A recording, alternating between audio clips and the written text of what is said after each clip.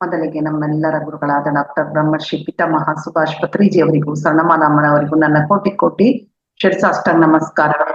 ನನಗೆ ಜನ್ಮ ನೀಡಿದ ತಂದೆ ತಾಯಿಗಳಿಗೂ ಹಾಗೂ ನನ್ನ ಪ್ರಥಮ ಗುರುಗಳಾದ ಶ್ರೀಮತಿ ಮನೋರಮಾ ಮೇಡಮ್ ರವರಿಗೂ ನನ್ನ ಹೃದಯಪೂರ್ವಕ ನಮಸ್ಕಾರಗಳು. ನನ್ನ ಮಾರ್ಗದರ್ಶಕ ಗುರುಗಳಾದ ಬ್ರಹ್ಮರ್ಷಿ ಪ್ರೇಮ್ನ ಸರ್ ಅವರಿಗೂ ನನ್ನ ವಂದನೆಗಳು. ಇಂಥ ಅದ್ಭುತವಾದ ಅವಕಾಶವನ್ನು ನೀಡಿದ ರಂಗನಾಥ್ ಸರ್ಗೂ ನನ್ನ ವಂದನೆಗಳು. ಈ ದಿನ ಜೂಮ್ ನಲ್ಲಿ ಭಾಗವಹಿಸಿದ ಎಲ್ಲ ಆತ್ಮಬಂಧುಗಳಿಗೂ ನನ್ನ ವಂದನೆಗಳು. ಓಕೆ ಮಾಸ್ಟರ್ಸ್, ಇವತ್ತು ನಿನ್ನೆ ದಿನ ಎಲ್ಲ ನಾವು ಹೆಲ್ತ್ ಬಗ್ಗೆ ನೋಡಿದ್ರೆ ಇದು ಹೆಲ್ತ್ ಬಗ್ಗೆನೆ ಚಿಕ್ಕ ಚಿಕ್ಕ ಇರ್ತವೆ. ಮೈಂಡ್ಫುಲ್ ಪ್ರಾಕ್ಟೀಸಸ್ ಅಂದ್ರೆ ಇಲ್ಲಿ ಇನ್ನೊಂದಿರುತ್ತೆ ಸೆಲ್ಫ್ ಕೇರ್ ಹ್ಯಾಬಿಟ್ಸ್ ಅಂತ. ಅಂದ್ರೆ ನಮಗೆ ನಾವೇ ಮಾಡ್ಕೊಳ್ಳೋದು, ನಮಗೆ ನಾವು ಕೇರ್ ಕೊಟ್ಕೊಳ್ಳೋದು, ಸೆಲ್ಫ್ ನಮಗೆ. ಜಪಾನೀಸು ತುಂಬಾ ಇದ್ರಲ್ಲೆಲ್ಲ ಫೇಮಸ್. ಅವರು ಯಾವುದೇ ಒಂದು ಟೆಕ್ನಿಕ್ ತಗೊಳ್ರಿ, ವಾಟರ್ ಟೆಕ್ನಿಕ್ ಮತ್ತೆ ಇನ್ನೊಂದೇನು ಗ್ರಾಟಿಟ್ಯೂಡ್ ಟೆಕ್ನಿಕ್ ತಗೊಳ್ರಿ, ಕೆಲವೆಲ್ಲ ಸೆಲ್ಫ್ ಕೇರ್ ಇಂಥವೆಲ್ಲ ಅವರು ಸ್ವಲ್ಪ ಮುಂದೆ ಇದ್ದಾರೆ ಅಂತ ಹೇಳ್ಬೋದು. ಅವರು ಯಾವ ಯಾವ ಈ ನಮ್ಮ ಮೈಂಡ್, ನಮ್ಮ ಹೆಲ್ತ್ ಚೆನ್ನಾಗಿರ್ಬೇಕು, ನಮ್ಮ ಮೈಂಡ್ ಚೆನ್ನಾಗಿರ್ಬೇಕು, ನಾವು ಚೆನ್ನಾಗಿರ್ಬೇಕು ಅಂತೇಳಿ ಕೆಲವೊಂದಿಷ್ಟು ಅಭ್ಯಾಸಗಳನ್ನು ಹೇಳ್ಕೊಟ್ಟಿದ್ದಾರೆ. ಸೆಲ್ಫ್ ಕೇರ್ ಟೆಕ್ನಿಕ್ಸ್, ಹ್ಯಾಬಿಟ್ಸ್ ಅಂತಾನೆ ಹೇಳ್ಬೋದು. ಹಾಗೆ ಆರೋಗ್ಯ ಎಲ್ಲರಿಗೂ ಬೇಕು ಅಲ್ಲ, ಯಾರಿಗ್ ಬೇಡ ಆರೋಗ್ಯ? ಪಾಲ್ಸೋದ್ ಮಾತ್ರ ಬೇಡ, ಆದ್ರೆ ಆರೋಗ್ಯ ಬೇಕು. ಕಷ್ಟಪಡಬಾರ್ದು ಅಂತಾರೆ, ಆದ್ರೂ ಆರೋಗ್ಯ ಬೇಕು. ಅದಕ್ಕೆ ದೊಡ್ಡವ್ರು ಹೇಳ್ತಾರೆ ಆರೋಗ್ಯವೇ ಮಹಾಭಾಗ್ಯ, ಹೆಲ್ತ್ ಈಸ್ ವೆಲ್ತ್ ಅಂತ. ಆರೋಗ್ಯ ಇರ್ಲೇಬೇಕು ಪ್ರತಿಯೊಬ್ಬ ಮನುಷ್ಯನಿಗೆ. ಆಮೇಲೆ ಈ ದಿನ ನಾನು ಹೇಳ್ಕೊಡೋ ಕೆಲವು ಹ್ಯಾಬಿಟ್ಸ್ ಹೇಗಿದಾವೆ ಅಂದ್ರೆ ಎಲ್ಲ ಚಿಕ್ಕ ಚಿಕ್ಕ ಹ್ಯಾಬಿಟ್ಸ್. ಇದಕ್ಕೇನು ಎಲ್ಲೋ ಏನೋ ಖರ್ಚು ಮಾಡಿ ತಂದುಬಿಟ್ಟು ನಾವು ಅದನ್ನ ಅಭ್ಯಾಸ ಮಾಡ್ಬೇಕಪ್ಪ, ಎಕ್ಸರ್ಸೈಸ್ ಮಾಡ್ಬೇಕು ಅಂತ ಏನೂ ಇಲ್ಲ. ತುಂಬಾ ಸರಳವಾದ ಟೆಕ್ನಿಕ್ಸ್ ಇವೆಲ್ಲ. ಇದರಿಂದ ಏನಾಗುತ್ತೆ, ನಮಗೆ ಜೀವನದಲ್ಲಿ ಶಾಂತಿ, ಆರೋಗ್ಯ ಸಿಗುತ್ತೆ. ಓಕೆ, ಮೊದಲನೇದಾಗಿ ತಿಳ್ಕೊಳ್ಳೋಣ. ಇದು ಸ್ವಲ್ಪ ಇಂಗ್ಲಿಷ್ ನಲ್ಲಿ ಇದೆ, ಎಷ್ಟು ಸಾಧ್ಯ ಆಗುತ್ತೆ ಕನ್ನಡದಲ್ಲಿ ಹೇಳಕ್ಕೆ ಅರ್ಥ ಮಾಡ್ತೀವಿ. ಅಂದ್ರೆ ಹೆಡ್ಡಿಂಗ್ಸ್ ಮಾತ್ರ. ದ ಏರ್ ಎಕ್ಸ್ಚೇಂಜ್ ಅಂತ ಅಂದ್ರೆ ಗಾಳಿ ಎಕ್ಸ್ಚೇಂಜ್ ಆಗೋದು. ನಾವು ಸಾಮಾನ್ಯವಾಗಿ ಈಗಿನ ಆಧುನಿಕ ಕಾಲದಲ್ಲಿ ಏನ್ ಮಾಡ್ತೀವಿ, ಸುಮ್ಮನೆ ಧೂಳ ಬರುತ್ತೆ, ಯಾರಾದ್ರೂ ಸುಮ್ಮನೆ ಸೇಫ್ಟಿ ಇರ್ಬೇಕು ನೋಡ್ತಿರ್ತಾರಂತೇಳಿ ಆದಷ್ಟು ಕಿಟಕಿ ಬಾಗಿಲುಗಳನ್ನು ಮುಚ್ಕೊಂಡ್ ಬಿಡ್ತೀವಲ್ಲ, ಅದು ನ್ಯಾಚುರಲ್ ಅದು. ಆದ್ರೆ ಇಲ್ಲಿ ಅವ್ರು ಏನ್ ಹೇಳ್ತಾರೆ ಅಂದ್ರೆ, ನೀವು ಬೆಳಗ್ಗೆ ಎದ್ದ ತಕ್ಷಣ ಎಲ್ಲ ಬಾಗಿಲುಗಳನ್ನು ಓಪನ್ ಮಾಡ್ಬಿಡಿ. ವಿಂಡೋಸ್ ಆಗಿರ್ಬೋದು, ಮೇನ್ ಡೋರ್ ಆಗಿರ್ಬೋದು, ಹಿತ್ತಲ್ ಬಾಗಿಲಾಗಿದೆ, ಎಲ್ಲವೂ ಮಾಡ್ಬಿಡಿ. ಈ ತರ ಮಾಡೋದ್ರಿಂದ ಏನಾಗುತ್ತೆ ಅಂದ್ರೆ, ನಾವು ರಾತ್ರಿ ಮಲಗಿದಾಗ ಕ್ಲೋಸ್ ಮಾಡಿರ್ತೀವಿ, ಹೌದಾ? ಕ್ಲೋಸ್ ಮಾಡಿದ್ಮೇಲೆ ಏನಾಗ್ತೈತೆ, ನಾವು ಅಲ್ಲೇ ಉಸಿರಾಡ್ತಿರ್ತೀವಿ. ಒಬ್ರು ಇರ್ಬೋದು, ಮನೆಯಲ್ಲಿ ತುಂಬಾ ಜನ ಇರ್ಬೋದು. ಆಗ ನಾವ್ ಏನ್ ಮಾಡ್ತೀವಿ, ನಾವು ಬಿಟ್ಟಂತಹ ಇಂಗಾಲದ ಡೈಆಕ್ಸೈಡ್, ಕಾರ್ಬನ್ ಡೈಆಕ್ಸೈಡ್ ಏನಾಗುತ್ತೆ ಮನೆಯಲ್ಲೆಲ್ಲ ತುಂಬ್ಕೊಂಡ್ಬಿಟ್ಟಿರ್ತದೆ. ಯಾಕಂದ್ರೆ ನಾವು ತಗೊಳ್ಳೋದೇ ಆಮ್ಲಜನಕ. ನಾವು ಅಕಸ್ಮಾತ್ ಅದನ್ನೇ ಬಿಟ್ಟಿರ್ತೀವಿ ರಾತ್ರಿ, ಹೌದಾ? ಬೆಳಿಗ್ಗೆ ಎದ್ದ ತಕ್ಷಣ ಅಕಸ್ಮಾತ್ ನಾವು ಕಿಟಕಿ ಬಾಗಿಲುಗಳು ತೆಗೆಯದಿದ್ರೆ ಆ ಕಾರ್ಬನ್ ಡೈಆಕ್ಸೈಡ್ನೇ ಮತ್ತೆ ತಗೋಬೇಕು ನಾವು. ಯಾಕಂದ್ರೆ ಎಲ್ಲಿ ಇಲ್ಲ ಫ್ರೆಶ್ ಏರು. ಇದರಿಂದ ದೇಹ ತುಂಬಾ ಸುಸ್ತಾಗುತ್ತೆ. ಅದಕ್ಕೆ ಬೆಳಗ್ಗೆ ಕಿಟಕಿ ಬಾಗಿಲ ತೆರೆದ್ರಿಂದ ಏನಾಗುತ್ತೆ, ಕಾರ್ಬನ್ ಡೈಆಕ್ಸೈಡ್ ಎಲ್ಲ ಹೊರಗಡೆ ಹೋಗಿ ಆಕ್ಸಿಜನ್ ಒಳಗಡೆ ಬರುತ್ತೆ. ಈಗ ನೀವು ನೋಡಿರ್ಬೋದು, ಒಂದ್ ಹಾಲ್ ಇರುತ್ತೆ ಅಂತ ಒಂದು ಇಮ್ಯಾಜಿನ್ ಮಾಡ್ಕೊಳ್ಳಿ. ಕಿಟಕಿ ಬಾಗಿಲು ಇರುತ್ತೆ, ಈ ಕಡೆ ಒಂದ್ ಡೋರ್ ಇರುತ್ತೆ ಅನ್ಕೊಳ್ಳಿ, ಮೇನ್ ಡೋರ್ ಆಗಿದೆ. ಅದು ಏನಾಗುತ್ತೆ, ಏರ್ ಎಕ್ಸ್ಚೇಂಜ್ ಆಗುತ್ತೆ. ಏರ್ ಬರ್ತಾ ಇರುತ್ತೆ, ಈ ಕಡೆ ಬರ್ತಾ ಇರುತ್ತೆ, ಒಳಗಡೆದೆಲ್ಲ ಹೊರಗಡೆ ಹೋಗ್ತಾ ಇರುತ್ತೆ, ತುಂಬ್ಕೊಂಡ್ಬಿಡುತ್ತದು ಫ್ರೆಶ್ ಏರ್. ಅದಕ್ಕೆ ಯಾಕೆ ಹೇಳ್ತಾರೆ ಡಾಕ್ಟರ್ಸ್ ಎಲ್ಲ, ವಾಕ್ ಮಾಡ್ರಿ, ವಾಕ್ ಮಾಡ್ರಿ, ಬೆಳಗ್ಗೆ ಎದ್ದ ತಕ್ಷಣ ಮಾಡ್ರಿ. ಆದಷ್ಟು ಪ್ರಕೃತಿ, ನಾವು ಹೇಳ್ತೀವಿ, ಮಾಸ್ಟರ್ಸ್ ಹೇಳ್ತಾರೆ ಪ್ರಕೃತಿಯ ನಡುವೆ ಓಡಾಡಿ, ಗಿಡ ಮರಗಳ ಇರೋ ಕಡೆ ಓಡಾಡಿ ಅಂತ. ಯಾಕೆಂದ್ರೆ ಇದರಿಂದ ನಮಗೆ ಆರೋಗ್ಯ ಸಿಗುತ್ತೆ, ಆಮ್ಲಜನಕ ಸಿಗುತ್ತೆ. ಇದು ಒಂದನೇ point. Next, the water ritual. ನೀರಿಂದು ಒಂದು ಏನಪ್ಪಾ ಅಂದ್ರೆ, ನೀರಿಗೆ ತುಂಬಾ ಶಕ್ತಿ ಇದೆ, ನಮ್ಗೆಲ್ಲ ಗೊತ್ತಲ್ಲ. ಎಲ್ಲ ಯಾಕೆ ನಾವು ದಿನ ಸ್ನಾನ ಮಾಡ್ತೀವಿ? ಯಾಕೆ? ದೇಹ ಶುದ್ಧಿ ಆಗ್ಬೇಕು ಅಂತೇಳಿ. ದೇಹ ಅಷ್ಟೇ ಅಲ್ಲ, ನಮ್ಮ ಮನಸ್ಸು ಸಹ ಶುದ್ಧಿ ಆಗುತ್ತೆ. ಅದಕ್ಕೆ ಎದ್ದ ತಕ್ಷಣ ನಿಧಾನವಾಗಿ ಟ್ಯಾಪ್ ವಾಟರ್ನಿಂದ ಕೈ ಕಾಲು ಮುಖ ತೊಳ್ಕೊಳ್ಬೇಕು. ಇದು ಹೀಗೆ ಮಾಡೋದ್ರಿಂದ ಆಗತ್ತೆ, ಒಂದು ಡಸ್ಟ್ ಧೂಳನ್ನು ತೆಗೆಯುವುದಲ್ಲದೆ ನಮ್ಮಲ್ಲಿರೋ ನೆಗೆಟಿವಿಟಿಯನ್ನು ಸಹ ರಿಮೂವ್ ಮಾಡುತ್ತೆ. ವರಿ, ಮೈಭಾರ ಎಲ್ಲವನ್ನೂ ಕಡಿಮೆ ಮಾಡುತ್ತೆ. ನೀರಿಗೆ ಎಷ್ಟು ಶಕ್ತಿ ಇದೆ ಅಂತಂದ್ರೆ ಒಂದು ಚಿಕ್ಕ ಎಕ್ಸಾಂಪಲ್ ಹೇಳ್ತೀನಿ. ನಿನ್ನೆ ನಾನೊಂದು ಕ್ಲಾಸ್ ಮಾಡಿದೆ ಜೂಮ್ ಅಲ್ಲಿ. ಯಾವುದು ಅಂದ್ರೆ ದೃಷ್ಟಿ ಬಗ್ಗೆ. ಅಂದ್ರೆ ಒಂದೊಂದು ಗ್ಲಾಸ್ ನೀರಿನಲ್ಲಿ ಸ್ನಾನ ಮಾಡ್ಬಿಟ್ಟು ಒಂದು ಲೋಟ ನೀರಿನಲ್ಲಿ ದೇವ್ರ ಮನೆ ಹತ್ರ ಹೋಗಿ, ದೇವ್ರ ಮನೇಲಿ ಹೋಗಿ ಅಲ್ಲಿ ಕುತ್ಕೊಂಡು ಆ ನೀರನ್ನೇ ನೋಡ್ಕೊಂತ ಪಾಸಿಟಿವ್ ಆಗಿ ಹೇಳ್ಕೊಂತ ಹೋಗ್ಬೇಕೆಲ್ಲ. ನನ್ನ ದೇಹದಲ್ಲಿ ಶಕ್ತಿ ಇದೆ, ಆರೋಗ್ಯ ಇದೆ, ನನ್ಗೆ ಯಾವ ಚಿಂತೆನೂ ಇಲ್ಲ, ನಾನು ಮೈಂಡ್ಫುಲ್ ಆಗಿದ್ದೀನಿ, ಆರಾಮಾಗಿದ್ದೀನಿ, ಖುಷಿಯಾಗಿದೆ ಅಂತೆಲ್ಲ ಹೇಳ್ಕೊಂಡು ಆ ನೀರನ್ನು ಇಡೀ ಮನೆಯಲ್ಲೆಲ್ಲ ಪ್ರೋಕ್ಷಣೆ ಮಾಡ್ಕೋಬೇಕು. ನಮ್ಮ ಮೇಲೆ ಕೂಡ ಪ್ರೋಕ್ಷಣೆ ಮಾಡ್ಕೋಬೇಕು. ಅಂದ್ರೆ ಏನಾದ್ರೂ ನೆಗೆಟಿವ್ ಎನರ್ಜಿ ಇದ್ರೆ ಕ್ಲಿಯರ್ ಆಗುತ್ತೆ. ಅಂದ್ರೆ ನೀರಿಗೆ ಎಷ್ಟು ಶಕ್ತಿ ಇದೆ ನೋಡಿ, ನೀವೇ ತಿಳ್ಕೊಳ್ಳಿ. ಓಕೆ. ನಂತರ ಸನ್ಸ್ ವಾಚ್ ಅಂದ್ರೆ ಸೂರ್ಯನ ವೀಕ್ಷಣೆ. ನಮ್ಗೆ ಎಲ್ಲ ಗೊತ್ತಲ್ಲ, ಸೂರ್ಯ ನಮಸ್ಕಾರ ಮಾಡ್ತೀವಿ, ಎಲ್ಲಾರು ಹೇಳ್ತಾರೆ ಸಂಗೇಜ್ ಮಾಡ್ರಿ, ಸೂರ್ಯನ ಸ್ವಲ್ಪ ನೋಡ್ಕೊಂಡ್ ಬರ್ರಿ, ಹಾಗೆ ಹೀಗೆ ಆರೋಗ್ಯ ಇರ್ತದೆ. ಆದ್ರೆ ಜಪಾನಿಯರು ಏನ್ ಮಾಡ್ತಾ ಇದ್ರು ಅಂದ್ರೆ, ಅದಕ್ಕಾಗಿ ಮನೆಯ ಹೊರಗಡೆ ಒಂದು ಸ್ಥಳ ಚಿಕ್ಕದು ಎಷ್ಟೇ ಇರ್ಲಿ, ಒಂದು ಹಾಸನ ತರ ಫಿಕ್ಸ್ ಮಾಡ್ಬಿಡ್ತಿದ್ರು, ಸೂರ್ಯ ಕರೆಕ್ಟ್ ಆಗಿ ಅವ್ರ ಮಕ್ಕದ ಮೇಲೆ ಬೀಳೋ ಹಾಗೆ. ಬೆಳಿಗ್ಗೆ ಎದ್ದ ತಕ್ಷಣ ಅವ್ರು ಹೋಗಿ 10 ನಿಮಿಷ ಅಲ್ಲಿ ಕುತ್ಕೊಂಡು ಕಣ್ಮುಚ್ಕೊಂಡು ಕುತ್ಕೊಂಡು, ಇಲ್ಲದ ಸೂರ್ಯನ ನೋಡ್ತಾ ಕುತ್ಕೊಳ್ತಿದ್ರಂತೆ. ಹೀಗೆ ಮಾಡೋದ್ರಿಂದ ಏನಾಗುತ್ತೆ, ಆ ಸನ್ ಲೈಟ್, ಸೂರ್ಯನ ಬೆಳಕು ನಮ್ಮ ಮೂಡನ್ನು ಚೇಂಜ್ ಮಾಡುತ್ತೆ, ದೇಹವನ್ನು ಹಗುರಗೊಳಿಸುತ್ತೆ. ಇಡೀ ದಿನ ಉತ್ಸಾಹದಿಂದ ಕೆಲಸ ಮಾಡ್ತೇವೆ ನಾವು. ದೇಹಕ್ಕೆ ಬೇಕಾದ ವಿಟಮಿನ್ ಡಿ ಸಹ ನಮಗೆ ಸಿಗುತ್ತೆ. ಇದು ಎಲ್ಲ ಸೈಂಟಿಫಿಕ್ ಆಗಿ ಪ್ರೂವ್ ಆಗಿರೋದು. ಇದು ಎಲ್ಲೋ ಏನೋ ಮೂಢನಂಬಿಕೆ ಯಾವುದು ಇದು ಯಾವುದು ಇಲ್ಲಿಲ್ಲ ನೋಡ್ರಿ. ಗಾಳಿ, ನೀರು, ಸೂರ್ಯ ಎಷ್ಟು ನಮಗೆ ಸಹಾಯ ಮಾಡ್ತದೆ. ಅದಕ್ಕೆ ಪ್ರಕೃತಿಯಲ್ಲಿ ಹೇರಳವಾದ ಸಂಪತ್ತು ಇದೆ, ಅದನ್ನ ನಾವು ಬಳಸ್ಕೋಬೇಕಷ್ಟೆ. Okay. Next the monk sweep ಅಂತ ಅಂದ್ರೆ ಕಸ ಹೊಡೆಯುವ ಒಂದು ಪವಿತ್ರತೆ.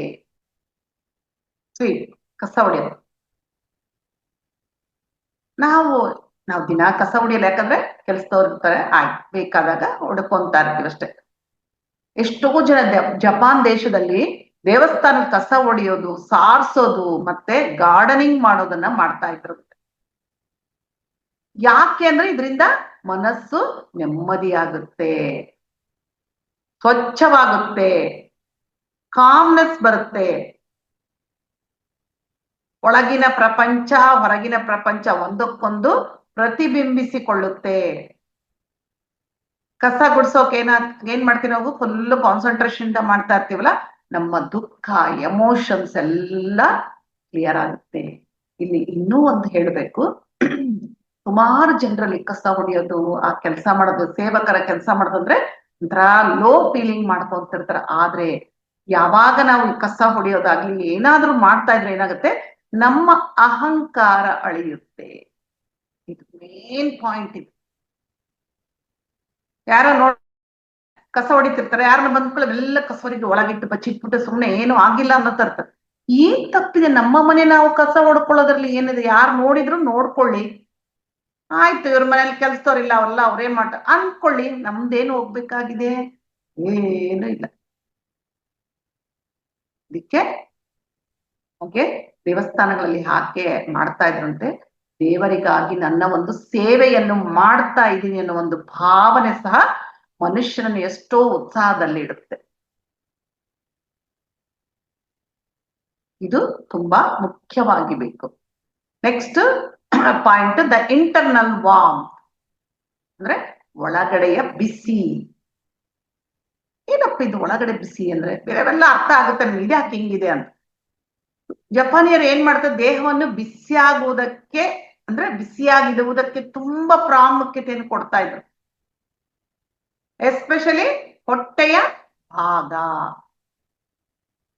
ಅವ್ರ ಪ್ರಕಾರ ಏನು ಅಂತಂದ್ರೆ, ದೇಹ ಶೀತವಾಗಿದ್ರೆ ಅಂದ್ರೆ ತಣ್ಣಗಿದ್ರೆ ಅನಾರೋಗ್ಯ ಬರುತ್ತೆ, ಮತ್ತೆ ಎಮೋಷನಲ್ ಇಂಬ್ಯಾಲೆನ್ಸ್ ಆಗುತ್ತೆ. ಯಾವಾಗ ದೇಹ ಬಿಸಿಯಾಗಿದ್ರೆ ಜೀರ್ಣಕ್ರಿಯೆ ಚೆನ್ನಾಗಿ ಆಗಿ ರಕ್ತ ಪರಿಚಲನೆ ಚೆನ್ನಾಗಿ ಆಗುತ್ತೆ ಅಂತ ಅವರ ಒಂದು ನಂಬಿಕೆ. ಅದು ಸೈಂಟಿಫಿಕ್ ಆಗಿ ಕರೆಕ್ಟ್ ಸಹ. ಯಾಕಂದ್ರೆ ನಮ್ಮ ದೇಹ ಕರೆಕ್ಟ್ ಇಷ್ಟು ಶಾಖ ಇರಬೇಕು ನಮ್ಮ ದೇಹಕ್ಕೆ ಅಂತೇಳಿ ಸೈನ್ಸ್ ಹೇಳುತ್ತೆ. ಅದಕ್ಕೆ ಅವ್ರೇನ್ ಮಾಡ್ತಾ ಇದ್ರು, ಆದಷ್ಟು ಬಿಸಿ ಬಿಸಿಯಾದ ಪೇಯಗಳನ್ನು ಅಂದ್ರೆ ಪಾನೀಯಗಳನ್ನು ಕುಡಿತಾ ಇದ್ರು. ದಿನಕ್ಕೆ 2 ಹೊತ್ತು ಬಿಸಿ ನೀರಿನ ಸ್ನಾನವನ್ನು ಮಾಡ್ತಾ ಇದ್ರು. ಬಿಸಿಯಾದ ಆಹಾರ ಸೇವನೆ ಮಾಡ್ತಾ ಇದ್ರು. ಇದರಿಂದ ಏನಾಗುತ್ತೆ, ನಮ್ಮ ಬಾಡಿ ತುಂಬಾ ಆರೋಗ್ಯವಾಗಿರುತ್ತೆ, ಮನಸ್ಸು ಸಹ ತುಂಬಾ ಪ್ರಶಾಂತವಾಗಿರುತ್ತೆ. ನಮ್ಮ ಗುರುಗಳು ಸಹ ಹಾಗೆ ಹೇಳ್ತಾರೆ, ಯಾಕೆ ಎಲ್ಲ ತಣ್ಣಂದು ಯಾವಾಗೋ ಮಾಡಿ ತಿಂತೀರಾ, ಬಿಸಿ ಬಿಸಿಯಾಗಿ ಎಷ್ಟು ಸಮಯ ಬೇಕು ನಿಮ್ಮ ಅಡಿಗೆ ಮಾಡಕ್ಕೆ, 1 ತಾಸು 2 ತಾಸು ಅಷ್ಟೇ. ಅವಾಗ ಸ್ಟಾರ್ಟ್ ಮಾಡಿ ಹಾಗೆ ಒಲೆ ಕೆಳಗೆ ಇಳಿಸ್ಬೇಕು, ತಿನ್ಬೇಕು. ನೀವು ಎಷ್ಟು ರುಚಿಯಾಗಿರುತ್ತೆ, ಎಷ್ಟು ಎನರ್ಜಿ ಇರ್ತದೆ ನಿಮಗೆ ಅಂತ ಹೇಳ್ತಾರೆ. ಅಂದ್ರೆ ಈಗ ನೋಡ್ರಿ, ನೀವೇ ಒಂದು ಎಕ್ಸ್ಪೆರಿಮೆಂಟ್ ಮಾಡ್ಕೊಳ್ಳಿ ಮನೇಲಿ. ತಣ್ಣಂದು ಟಿಫನ್ ಆಗಿರ್ಬೋದು, ಅಡಿಗೆ ಆಗಿರ್ಬೋದು ತಿಂದ್ರೆ ನಿಮ್ಮ ಮನಸ್ಸು ಹೇಗಿರುತ್ತೆ, ಬಿಸಿ ಬಿಸಿದು ತಿಂತಾ ಇದ್ರೆ ಹೇಗಿರುತ್ತೆ, ನೀವು ಊಹೆ ಮಾಡ್ಕೊಳ್ಳಿ. ಇದನ್ನ ಟೆಸ್ಟ್ ಮಾಡ್ಕೋಬಹುದು ನಿಮಗೆ ನೀವೇ. ಎಲ್ಲರಿಗೂ ಗೊತ್ತದು, ಬಿಸಿಯಾಗಿ ತಿನ್ನಕ್ಕೆ ನಾವೆಲ್ಲ ಇಷ್ಟಪಡ್ತೀವಲ್ಲ. ಒಂದು ಅನ್ನ ಸ್ವಲ್ಪ ತಣ್ಣಗಿದ್ರು ಪರವಾಗಿಲ್ಲ, ಒಂದು ಸಾರಾಗ್ಲಿ ಸಾಂಬಾರಾಗ್ಲಿ ಬಿಸಿ ಮಾಡ್ಕೊಂಡು ಮತ್ತೆ ನಾವು ತಗೊಳ್ತೀವಿ. ಯಾಕೆ, ನಮಗ್ ಬೇಕು. ನಮ್ಮ ಮನಸ್ಸಿಗಷ್ಟೇ ಅಲ್ಲದೆ ನಮ್ಮ ದೇಹಕ್ಕೆ ಸಹ ಬಿಸಿ ಬಿಸಿಯಾದದ್ದು ಬೇಕು. ಇದರಿಂದ ಆರೋಗ್ಯ ಚೆನ್ನಾಗಿರುತ್ತೆ. ಮತ್ತೆ ಸಾಫ್ಟನಿಂಗ್ ದ ಆರ್ಮರ್ ಅಂದ್ರೆ ನಮ್ಮ ಭುಜಗಳನ್ನ ಹಗುರ ಮಾಡಿಕೊಳ್ಳುವುದು.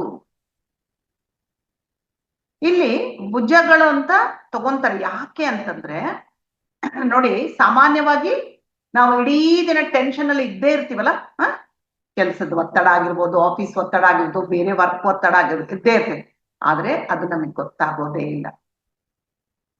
ಇದರಿಂದ ಭುಜಗಳು ಭಾರ ಆಗುತ್ತವೆ, ಈ ವಸಡುಗಳು ಟೈಟ್ ಆಗುತ್ತವೆ, ಬೆನ್ನು ಬಿಗಿ ಆಗುತ್ತೆ. ಅದಕ್ಕೋಸ್ಕರ ಅವ್ರು ಏನ್ ಮಾಡ್ತಾರೆ, ಒಂದು ಟೆಕ್ನಿಕ್ ಅನ್ನು ಯೂಸ್ ಮಾಡ್ತಾ ಇದ್ರು, ಪ್ರಾಕ್ಟೀಸ್ ಮಾಡ್ತಾ ಇದ್ರು. ಇದರಿಂದ ಟೆನ್ಷನ್ ಕಡಿಮೆಯಾಗಿ ಬಾಡಿ ರಿಲ್ಯಾಕ್ಸ್ ಆಗ್ತಾ ಇತ್ತು. ಸಡಿಲವಾದ ದೇಹದಿಂದ ಏನಾಗುತ್ತೆ, ಬಾಡಿ ಟೈಟ್ ಇದ್ರೆ ಮನಸ್ಸು ಕೂಡ ಒಂಥರ ಟೆನ್ಷನ್ ಇರುತ್ತೆ. ಯಾವಾಗ ನಮ್ಮ ದೇಹ ಸಡಿಲವಾಗುತ್ತೋ ಆರೋಗ್ಯ ಮತ್ತು ಚುರುಕುತನ ಜಾಸ್ತಿ ಆಗುತ್ತೆ. ಅಂದ್ರೆ ಇದು ಏನು ಯಾಕೆ ಅಂತಂದ್ರೆ ಒಂಥರ ಎಕ್ಸರ್ಸೈಸ್ ಇದ್ದಂಗೆ ಈ ಭುಜಗಳನ್ನ ಈ ತರ ಅಲ್ಲಾಡ್ಸೋದು. ಅಂದ್ರೆ ನಮಗೆ ಫಸ್ಟ್ ಆಫ್ ಆಲ್ ನಮಗೆ ಗೊತ್ತಾಗ್ಬೇಕು ನಾವು ಟೆನ್ಷನ್ ಅಲ್ಲಿ ಇದೀವಿ ಅಂತ. ನನಗೇನ್ ಟೆನ್ಷನ್ ಇಲ್ಲಪ್ಪ ಅಂದ್ರೆ ಏನು ಮಾಡಕ್ಕಾಗಲ್ಲ. ಯಾವಾಗ ಈ ಭುಜಗಳನ್ನು ನಾವು ಸಾಫ್ಟ್ ಮಾಡಿಕೊಳ್ತೀವೋ, ಎಕ್ಸರ್ಸೈಸ್ ಇಂದ ಆಗ್ಬೋದು, ಬೇರೆ ಏನಾದ್ರೂ ಇದ್ದಿರ್ಬೋದು, ಈ ತರ ಮಾಡ್ಕೊಂಡಾಗ ಟೆನ್ಷನ್ ಎಲ್ಲ ರಿಲೀಸ್ ಆಗ್ಬಿಡುತ್ತೆ. ಇದನ್ನ ಯಾವ ಸಮಯದಲ್ಲಾದ್ರೂ ಮಾಡ್ಬೋದು. ಅದಕ್ಕೆ ನೋಡ್ರಿ, ಲೈಟ್ ಆಗಿ ಎಕ್ಸರ್ಸೈಸ್ ಮಾಡ್ಬೇಕು. ನಮ್ಮ ಬಾಡಿ ಮೂವ್ಮೆಂಟ್ ಆಗುತ್ತೆ. ಯಾಕೆಂದ್ರೆ ಇವಾಗ ಯಾರಿಗೂ ಏನು ಕೆಲಸ ಇಲ್ಲ, ಹೆಚ್ಚಿನ ಕೆಲಸ ಇಲ್ಲ. ಮುಂಚೆ ಆದ್ರೆ, ಹಿಂದಿನ ಕಾಲದಲ್ಲಿ ಆದ್ರೆ ಎಷ್ಟು ಕೆಲಸ ಮಾಡ್ಬೇಕಾಯ್ತು. ಈಗ ಎಲ್ಲದಕ್ಕೂ ಮಿಷಿನ್. ಎದ್ದು ಆನ್ ಮಾಡಕ್ಕೂ ಬೇಜಾರು, ರಿಮೋಟ್ ಕಂಟ್ರೋಲ್ ಎಲ್ಲ, ಫ್ಯಾನು, ಲೈಟು, ಪ್ರತಿ ಒಂದಕ್ಕೂ. ಇನ್ನು ನಾವು ತಿಂದಿದ್ದು ಹೇಗೆ ಅರಗಬೇಕು. ನಿನ್ನೆ ನಾನು ಹೇಳಿದೆ, ಯಾವುದೇ ಕೆಲಸ ಇಲ್ದಿದ್ದಕ್ಕೆ ಒಬೆಸಿಟಿ ಶುರುವಾಗುತ್ತೆ ಅಂತ. ಒಬೆಸಿಟಿಯಿಂದ ಎಷ್ಟು ಅನಾರೋಗ್ಯ ಬರುತ್ತೆ ಅಂತೇಳಿ ಎಲ್ಲ ತಿಳ್ಕೊಂಡ್ವಿ ನಾವು ನಿನ್ನೆಲ್ಲ. ಅದೇ ತರ ಅದಕ್ಕೆ ನಾವು ಆಗಾಗ ನಮ್ಮ ಭುಜಗಳನ್ನು ಸಡಿಲ ಮಾಡ್ತಾ ಇರಬೇಕು. ಓಕೆ, ನೆಕ್ಸ್ಟ್ ಅಂದ್ರೆ ದ ಆರ್ಟ್ ಆಫ್ ಮೋಷನ್. ಏನಪ್ಪಾ ಅಂದ್ರೆ ಯಾವಾಗ್ಲೂ ಚುರುಕಾಗಿರ್ಬೇಕು, ಚುರುಕುತನ ಬರಬೇಕು ಅಂತೇಳಿ ಎಂತದೇ ಕೆಲಸ ಆದ್ರೂ ಮಾಡ್ಬೋದು ನಾವು. ಕೆಲವ್ರು ಇರ್ತಾರ ನೋಡ್ರಿ, ಸೋ ಅಂತ ಇರ್ತಾರೆ, ಗೊತ್ತಾಗ್ಬಿಡತ್ ನಮಗೆ ಅಲ್ಲ. ಚಿಕ್ಕ ಮಕ್ಳಾಗಿರ್ಬೋದು, ದೊಡ್ಡವರಾಗಿರ್ಬೋದು. ಏನ್ ಯಾವಾಗ್ಲೂ ಆ ತರ ಇರ್ತೀಯ ನೀನು, ಜೋಲು ಮುಖ ಹಾಕೊಂಡಿರ್ತೀಯ, ಸ್ವಲ್ಪ ಉತ್ಸಾಹದಿಂದ ಇರೋರು. ನಮ್ಮ ಧ್ಯಾನಿಗಳಲ್ಲಿ ಯಾವಾಗ್ಲೂ ಉತ್ಸಾಹನೆ. ಬೆಳಗ್ಗೆ ಎದ್ದಾಗ ಯಾವ ತರ ಇರ್ತೀವೋ ರಾತ್ರಿ ಮಲಗುವಾಗ ತರ ಹಾಗೆ ಇರ್ತೀವಿ ನಾವು. ಅದು ಧ್ಯಾನದ ಒಂದು ದೊಡ್ಡ ಗಿಫ್ಟ್. ಅದಕ್ಕೆ ನಾವೇನ್ ಮಾಡ್ಬೇಕು, ನಮ್ಮ ದೈನಂದಿನ ಚಿಕ್ಕ ಚಿಕ್ಕ ಕೆಲಸಗಳನ್ನು ಕ್ರಿಯಾತ್ಮಕವಾಗಿ ಮಾಡೋದನ್ನ ಕಲಿಬೇಕು.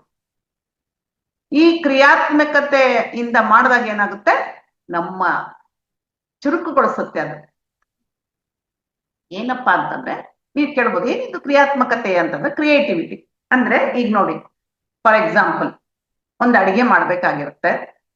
ದಿನ ಒಂದೇ ತರ ಅಡಿಗೆ ಅಲ್ಲ, ಮಾಮೂಲು ಇಡ್ಲಿ, ದೋಸೆ, ಚಪಾತಿ, ರೊಟ್ಟಿ, ನಾರ್ಮಲ್ ಅನ್ನ, ಸಾರು, ಸಾಂಬಾರ್ ಇಷ್ಟೇ.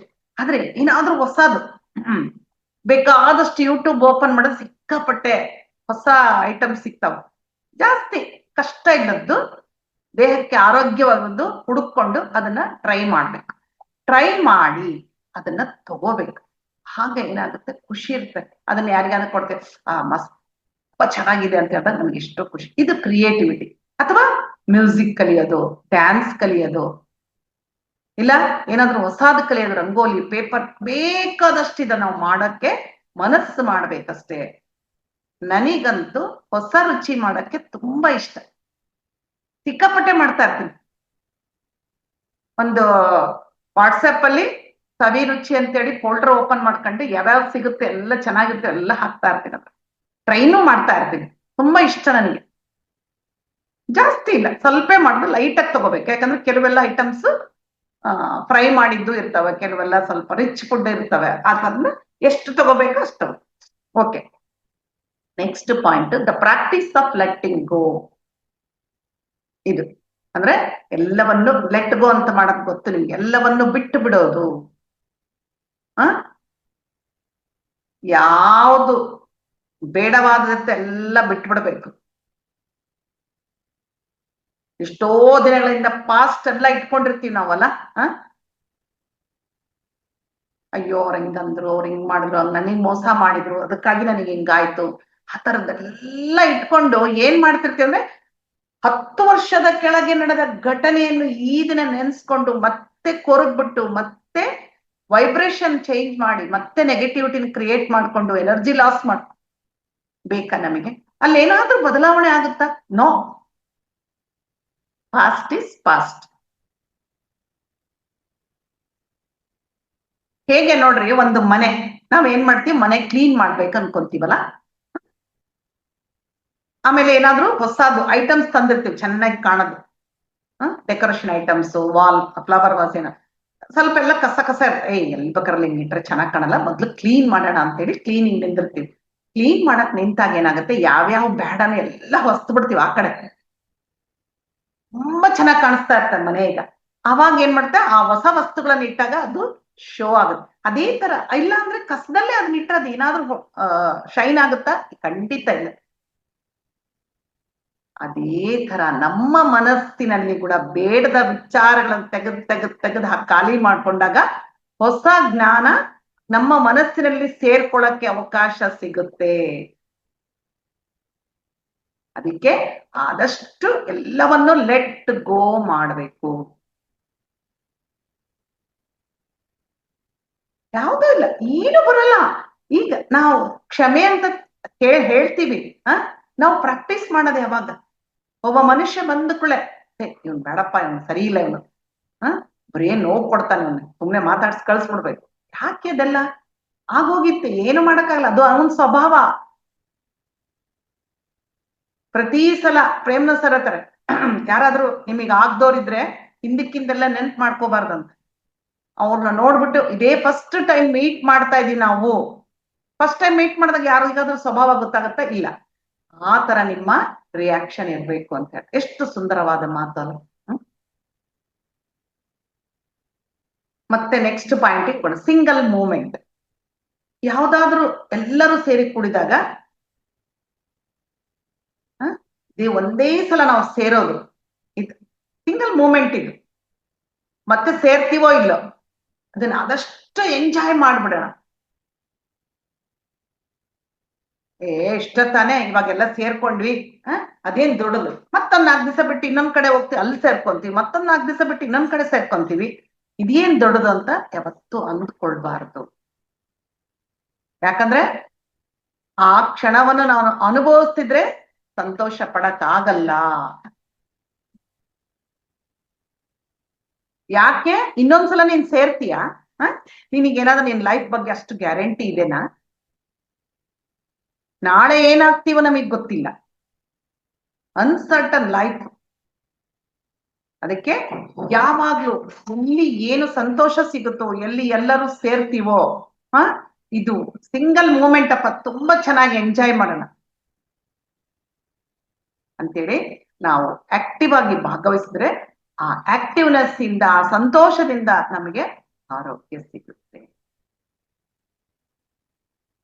ಎಷ್ಟೊಂದು ಇವು ಏನಾದ್ರೂ ಕಷ್ಟ ಪಡೋದಿದ್ದೇನೆ ಅದರಲ್ಲಿ, ದುಡ್ಡು ಖರ್ಚು ಮಾಡೋದಿದ್ದಾನೆ, ಏನಿಲ್ಲ, ಚಿಕ್ಕ ಚಿಕ್ಕ ಸಂಗತಿಗಳಿವೆಲ್ಲ. ಕೆಲವೆಲ್ಲ ಗೊತ್ತೇ ಇರ್ಬೋದು, ಕೆಲವು ಗೊತ್ತಿಲ್ಲದೇನೂ ಇರ್ಬೋದು. Okay, next forest bathing. ನೋಡ್ರಿ ಎಷ್ಟು ಚೆನ್ನಾಗಿದೆಲ್ಲ ಬಾತಿಂಗ್. ಫಾರೆಸ್ಟ್ ಅಂದ್ರೆ ಗೊತ್ತು, ಕಾಡು ಸ್ನಾನ. 1980ರಲ್ಲಿ ಜಪಾನೀಸ್ ಗವರ್ಮೆಂಟ್ ಏನ್ ಮಾಡ್ತಾರೆ, ಒಂದು ಪ್ರಾಕ್ಟೀಸ್ ಇಂಟ್ರೊಡ್ಯೂಸ್ ಮಾಡ್ತಾರೆ. ನೋಡ್ರಿ, ಗವರ್ಮೆಂಟ್ ಇಂಟ್ರೊಡ್ಯೂಸ್ ಮಾಡ್ತಾರೆ. ಏನಪ್ಪಾ ಅದಂದ್ರೆ ಫಾರೆಸ್ಟ್ ಬಾತಿಂಗ್. ಅಂದ್ರೆ ಬಾತಿಂಗ್ ಅಂದ್ರೆ ಇಲ್ಲಿ ಸ್ನಾನ ಅಂತಲ್ಲ, ಅಂದ್ರೆ ಗಿಡ ಮರಗಳ ಜೊತೆ ಇರೋದು, ಫಾರೆಸ್ಟ್ ಅಟ್ಮಾಸ್ಫಿಯರ್ ಅನ್ನು ಸಂಪೂರ್ಣವಾಗಿ ಅನುಭವಿಸೋದು. ಯಾಕೆ ಇದನ್ನ ಮಾಡಿದಾರೆ ಅವ್ರು? ಗೌರ್ಮೆಂಟ್ ಯಾಕೆ ಮಾಡಿದೆ ಅಂದ್ರೆ, ಇದನ್ನ ಮಾಡೋದ್ರಿಂದ, ಆ ಗಿಡ ಮರಗಳ ಜೊತೆ ಇದ್ದು ಆ ಅಡವಿಯಲ್ಲಿ ಕಾಲ ಕಳೆಯೋದ್ರಿಂದ ನಮ್ಮ ಸ್ಟ್ರೆಸ್ ಹಾರ್ಮೋನ್ಸ್ ರಿಲೀಸ್ ಆಗ್ಬಿಡುತ್ತೆ, BP ಕಡಿಮೆ ಮಾಡುತ್ತೆ, ರೋಗ ನಿರೋಧಕ ಶಕ್ತಿಯನ್ನು ಹೆಚ್ಚು ಮಾಡುತ್ತೆ. ಮತ್ತೆ ಮರಗಳು ಏನ್ ಮಾಡುತ್ತವೆ, ಒಂದು ಕಾಂಪೌಂಡ್ ಅನ್ನು ರಿಲೀಸ್ ಮಾಡುತ್ತವೆ. ಅದು ನಮ್ಮ ದೇಹಕ್ಕೆ ಶಕ್ತಿಯನ್ನು ಕೊಡುತ್ತೆ. ಇದರಿಂದ ನಮ್ಮ ದೇಹ ಪಾಸಿಟಿವ್ ಆಗಿ ರೆಸ್ಪಾಂಡ್ ಆಗುತ್ತೆ. ಅಷ್ಟೇ ಅಲ್ಲ, ಗಿಡ ಮರಗಳ ಸದ್ದು, ವಾಸನೆ, ನೋಟ ಎಲ್ಲವೂ ನಮ್ಮ ನರಮಂಡಲವನ್ನು ಶಾಂತಗೊಳಿಸುತ್ತೆ. ಅದಕ್ಕಾಗಿ ಹೆಚ್ಚು ಹೆಚ್ಚು ಸಮಯವನ್ನು ಪ್ರಕೃತಿ ಜೊತೆ ಕಳೆಯಬೇಕು. ಗಿಡ ಮರಗಳು ಇರುವ ಕಡೆ ನಿಧಾನವಾಗಿ ಓಡಾಡುತ್ತಾ ಪ್ರತಿಯೊಂದನ್ನು ಕಣ್ ತುಂಬಿಕೊಳ್ಬೇಕು, ಅವ್ರ ಜೊತೆ ಮಾತಾಡ್ಬೇಕು ನಾವು. ಎಷ್ಟು ಎನರ್ಜಿ ಇರ್ತತ್ರಿ ನೇಚರ್. ನೀವ್ ಹೋಗ್ರಿ ಬೇಕಾರೆ ನಿಮ್ಮ ಮನೇಲಿ ಏನಾದ್ರೂ ಒಂದು ಕಾಂಪೌಂಡ್ ಅಲ್ಲಿ ಗಿಡ ಬೆಳೆಸಿದ್ರೆ, ಕಾಂಪೌಂಡ್ ಇದ್ರೆ, ನಿಮ್ಗೆ ಏನಾದ್ರೂ ದುಗುಡ ಇದ್ರೆ ಆ ಗಿಡದ ಹತ್ರ ಹೋಗಿದ್ದೀನಿ, ನಿಮ್ಮ ದುಃಖವನ್ನು ತೋಡಿಕೊಳ್ಳಿ. ಆ ಗಿಡ ನಿಮ್ಮ ದುಃಖವನ್ನು ಹೀರಿಕೊಳ್ಳುತ್ತೆ, ನಿಮಗೆ ಎಷ್ಟೋ ಸಂತೋಷ ಸಿಗುತ್ತೆ. ಅಷ್ಟೇ ಅಲ್ಲ, ನಮ್ಮ ಭಾವನೆಗಳಿಗೆ ಅದು ಪ್ರತಿಕ್ರಿಯಿಸ್ತತೆ. ಯಾಕೆ ತುಂಬಾ ಸರಗೋಗಿದ್ಯಾ, ಚೆನ್ನಾಗಿ ನೀನ್ ಬೆಳಿ, ನೀರ್ ಹಾಕ್ತೀನಿ ನಿನಗೆ, ನೀನ್ ಹಸುರಾಗಿ ತುಂಬಿಕೊಂಡಿರ್ಬೇಕಂದ್ರೆ ಖಂಡಿತ ಗಿಡ ಅದಕ್ಕೆ ಅದೇ ತರ ರಿಯಾಕ್ಟ್ ಆಗುತ್ತೆ. ನಾವೆಲ್ಲ ಇದೆಯಲ್ಲ ಏನು ಗೊತ್ತಿಲ್ಲ, ಗಿಡ ಮರಗಳ ಜೊತೆ ಮಾತಾಡೋದು ಗೊತ್ತಿಲ್ಲ, ದೇಹದ ಜೊತೆ ಮಾತಾಡೋದು ಎಲ್ಲ ಧ್ಯಾನಕ್ಕೆ ಬಂದ ಮೇಲೆ ಕಲ್ತದ್ದು. ಓಕೆ, ಮುಂದಿನ ಪಾಯಿಂಟ್ಗೆ ಹೋಗೋಣ. ನಾವು ಮಾತನಾಡುವಾಗ ಕಾಮ ಕೊಟ್ಟು ಮಾತಾಡ್ಬೇಕಂತ. ಯಾಕೆ ಕಾಮ ಕೊಡ್ಬೇಕು ಅಂದ್ರೆ, ಅವ್ರ ದೃಷ್ಟಿಲಿ ಏನಂದ್ರೆ ಎಂಪ್ಟಿನೆಸ್ ಅಂದ್ರೆ ಮತ್ತೆ ತುಂಬೋದು ಅಂತ ಅರ್ಥ.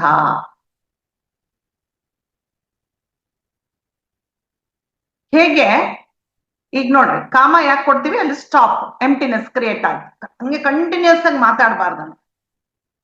ಹೇಗೆ ಒಂದು ಖಾಲಿ ಕೋಣೆ ಏನ್ ಹೇಳುತ್ತೆ, ಒಂದು ರೂಮ್ ಖಾಲಿ ಇರುತ್ತೆ, ಏನ್ ಹೇಳುತ್ತದೆ, ಇಲ್ಲಿ ಫರ್ನಿಚರ್ ತುಂಬ್ರಿ ಅಂತ ಕೇಳಿ. ಅದೇ ತರಹ ಖಾಲಿ ಅಂದ್ರೆ ಏನು ಇಲ್ಲ ಅಂತ ಅರ್ಥ ಅಲ್ಲ. ನಿಮ್ಮ ದಿನದಲ್ಲಿ ಎಂಟಿ ಸ್ಪೇಸ್ ಅನ್ನು ನೀವು ಕ್ರಿಯೇಟ್ ಮಾಡಿ. ಅಂದ್ರೆ ಕೆಲವು ನಿಮಿಷ ಮೌನವಾಗಿರುವುದು. ಮೌನವಾಗಿರೋದಂದ್ರೆ ಟೈಮ್ ವೇಸ್ಟ್ ಮಾಡೋದಲ್ಲ. ಇದರಿಂದ ಏನು ಡೈಜೆಸ್ಟ್ ಮಾಡ್ಕೊಳ್ತೀವೋ, ಎನರ್ಜಿ ಪಡ್ಕೊಳ್ತೀವಿ, ಜೊತೆಗೆ ರೀಕನೆಕ್ಟ್ ಆಗ್ತೀವಿ. ಎಷ್ಟೊಂದಲ್ಲ ಮೌನ ಅಂತ ನಮ್ಮ ಗುರುಗಳೇ ಹೇಳ್ಬಿಡ್ತಾರೆ, ತಿಂಗಳಿಗೊಂದ್ಸಲ, ವಾರಕ್ಕೊಂದ್ಸಲ ಮೌನ ಆಚರಿಸ್ರಿ ಅಂತ. ಅಂದ್ರೆ ಫಸ್ಟ್ ಮೌನ ಅಂದ್ರೆ ಬಾಹ್ಯ ಮೌನ, ಹೊರಗಡೆ ಮಾತಾಡೋದು ಕಡಿಮೆ ಆಗ್ಬೇಕು. ಆಮೇಲೆ ಒಳಗಡೆ ಮೌನ ಕೂಡ ಆಚರಿಸೋದು ಇಂಪಾರ್ಟೆಂಟ್. ಏನು ಯೋಚನೆ ಮಾಡ್ಬಾರ್ದು, ಒಳಗಡೆ ಮೌನ ಅಂದ್ರೆ ಸ್ತಬ್ಧ, ಸುಮ್ಮನೆ ಇರ್ಬೇಕು, ಧ್ಯಾನ ಮಾಡ್ಬೇಕು, ಇಲ್ಲ ಯಾವ್ದಾದ್ರು ಮ್ಯೂಸಿಕ್ ಕೇಳ್ಬೇಕು, ಇಲ್ಲ ಸಾಂಗ್ಸ್ ಕೇಳ್ಬೇಕು, ಪುಸ್ತಕ ಓದ್ಬೇಕು. ಇದೇ ಮೌನ. ಈ ಮೌನ ಮಾಡೋದ್ರಿಂದ ಏನಾಗುತ್ತೆ, ನಮ್ಮ ಜೊತೆ ನಾವು ಹೆಚ್ಚಾಗಿ ಕನೆಕ್ಟ್ ಆಗ್ತೀವಿ, ಅಂತರಂಗದ ಪ್ರಯಾಣ ಜಾಸ್ತಿ ಆಗುತ್ತೆ, ನಾನು ಏನು ಅನ್ನೋದು ನಮಗೆ ತೋರಿಸಿಕೊಡುತ್ತೆ. ಯಾಕೆಂದ್ರೆ ನೀನು ಒಳಗಡೆ ನಿನ್ನ ಆತ್ಮ ಘೋಷಿಸ್ತಾ ಇರ್ತೀನಿ, ಯಾವುದು ಕೆಲ ಅಷ್ಟೊಂದು ಹೊರಗಡೆ ಬಾಹ್ಯ ಪ್ರಪಂಚ ಗದ್ದಲದಲ್ಲಿ ನೀನ್ ಇದ್ದೀಯ. ನಿನ್ ಮನ್ಸು ಏನ್ ಹೇಳುತ್ತೆ, ನಿನ್ನ ಆತ್ಮ ಏನ್ ಹೇಳುತ್ತೆ, ಏನು ನೀನ್ ಕೇಳಿಸ್ಕೊಳ್ಳೋದು. ಯಾವಾಗ ಮೌನದಲ್ಲಿದ್ದಾಗ ಆತ್ಮದ ಮಾತುಗಳೆಲ್ಲ ಸ್ಪಷ್ಟವಾಗಿ ನಿನ್ಗೆ ಕೇಳಿಸ್ಕೊ.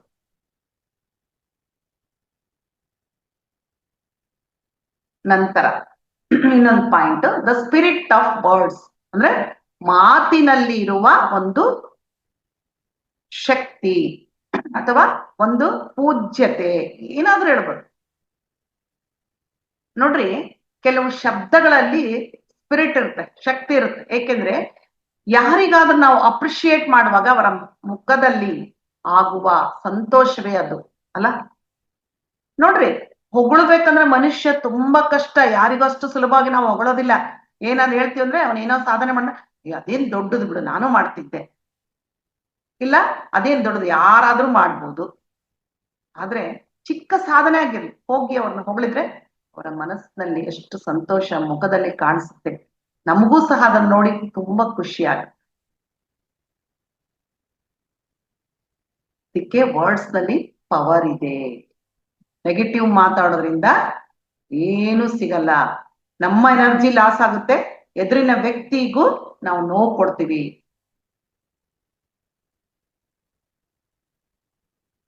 ಅದಕ್ಕೆ ಎಷ್ಟಾಗ್ಲಿ ನಾವು ಪಾಸಿಟಿವ್ ವರ್ಡ್ಸ್ ನ ಜಾಸ್ತಿ ಜಾಸ್ತಿ ಉಪಯೋಗಿಸ್ಬೇಕು. ಯಾವಾಗ ಪಾಸಿಟಿವ್ ವರ್ಡ್ಸ್ ಅನ್ನು ಉಪಯೋಗಿಸ್ಬೇಕಂದ್ರೆ ನಮ್ಮ ಆಲೋಚನೆಗಳು ಹಾಗೇ ಇರ್ಬೇಕು. ನಮ್ಮ ಆಲೋಚನೆಗಳು ಹಾಗೆ ಇರ್ಬೇಕಂದ್ರೆ ಅವೇರ್ನೆಸ್ ತುಂಬಾ ಮುಖ್ಯ. ನಮಗೆ ಅವೇರ್ನೆಸ್ ಬರ್ಬೇಕಂದ್ರೆ ಧ್ಯಾನ ತುಂಬಾ ಮುಖ್ಯ. ನೋಡ್ರಿ ಹೇಗೆ ಒಂದಕ್ಕೊಂದು ಲಿಂಕ್ ಆಗಿರುತ್ತೆ. ಅದಕ್ಕೆ ಸದಾ ಒಳ್ಳೆಯದನ್ನು ಮಾತನಾಡು. ಏನ್ ಕಳ್ಕೊಂತೀವಿ ನಾವು ಒಳ್ಳೇದ್ ಮಾತಾಡ್ಲಿದ್ರೆ?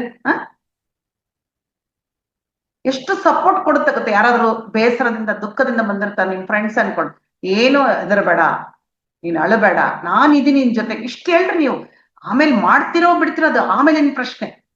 ನಾನು ಇದೀನ್ ಜೊತೆಗೆ ನಿನಗೆ, ನೀನ್ ಏನ್ ಹೆದರ್ಬೇಡ. ಅವ್ರಿಗೆ ಎಷ್ಟೋ ಅರ್ಧಕ್ಕರ್ಧ ದುಃಖ ಕಡಿಮೆ ಆಗುತ್ತದೆ. Okay, next point, the salt shield ಅಂದ್ರೆ ಉಪ್ಪಿನ ಶೀಲ್ಡ್, ರಕ್ಷಣಾ ಕವಚ. ರಕ್ಷಾ ಕವಚ.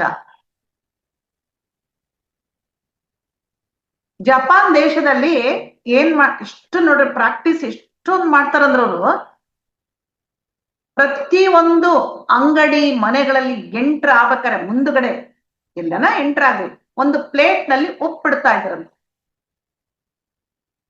ಯಾಕೆಂದ್ರೆ ಯಾವ ತರ ವ್ಯಕ್ತಿಗಳು ನಮ್ಮ ಅಂಗಡಿಗೆ ಬರ್ತಾರೋ ಮನೆಗೆ ಬರ್ತಾರೋ ಗೊತ್ತಿಲ್ಲ, ಅವ್ರು ಏನಾದ್ರೂ ನೆಗೆಟಿವ್ ಇಟ್ಕೊಂಡು ಬಂದಾಗ ಆ ಉಪ್ಪು ಅದನ್ನ ಅಬ್ಸರ್ವ್ ಮಾಡುತ್ತೆ. ನೋಡ್ರಿ, ಅವ್ರು ಬರೀ ಎಲ್ಲ ಕೇಳಲಿಲ್ಲ, ಕೆಲವೆಲ್ಲ ಆಚರಣೆಗೆ ತರ್ತಾ ಇದ್ರು.